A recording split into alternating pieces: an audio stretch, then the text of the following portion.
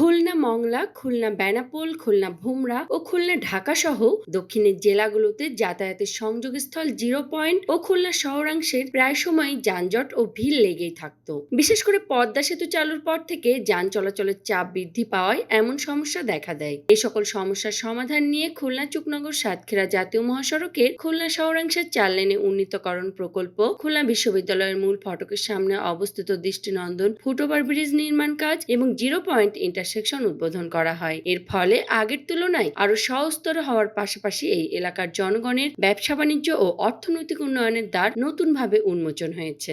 যানজট নেই, এখন আমরা যেভাবে আছি খুবই ভালো আছি।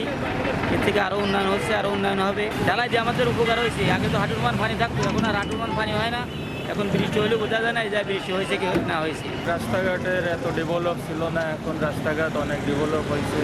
প্লাস গাড়ি ঘোড়ার জ্যাম ট্যামগুলো আগের থেকে এখন জ্যাম নেই বলা যায় আর কি।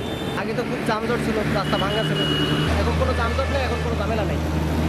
আগে তো খুব সুন্দর, দীর্ঘ সময় বসে থাকা লাগে না, আমাকে আইসি চলে যেতে পারতেছি, আমার কোনো সমস্যা নেই। এই রোডটা নতুন হয়েছে, 4 লেনের রোড, বিশ্ব রোড।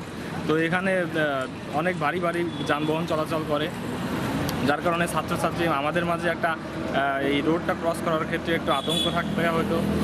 নতুন ফুটওভার ব্রিজ হয়েছে, আমাদের চলাচলের যে উদ্বিগ্নটা ছিল আমাদের মাঝে সেটা লাঘব হয়েছে।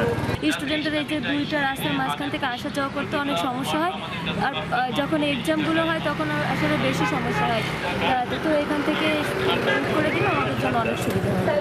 ঢাকার সাথে খুলনা অঞ্চলের দ্রুত যোগাযোগ ব্যবস্থা প্রসারিত হওয়ার সাথে সাথে দক্ষিণের জেলাগুলোর কয়েক কোটি মানুষ নানাভাবে এর সুফল ভোগ করছেন। শহরের বসবাসকারীদের মুভমেন্ট ও মোবিলিটি বাড়ানোর জন্য রাস্তার উন্নয়নের বিকল্প নেই।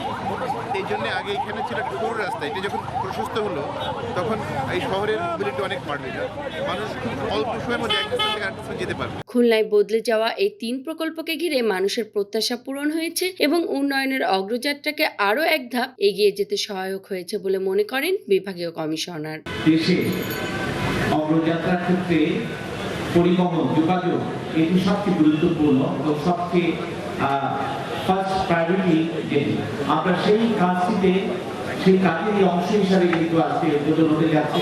আমরা সবাই প্রত্যাশা করবো মাননীয় প্রধানমন্ত্রী যে উদ্যোগগুলো নিয়েছেন সেগুলো বাস্তবে রূপে হবে।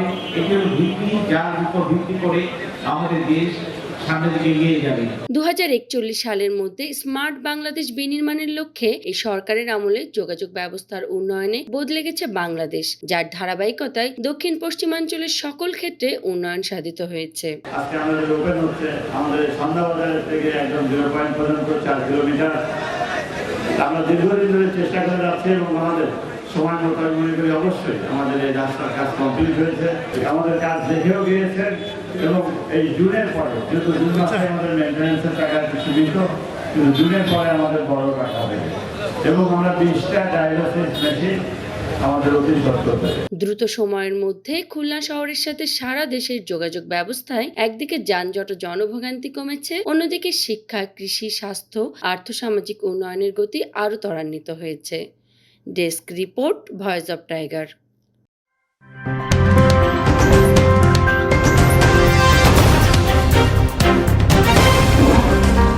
Voice of Tiger.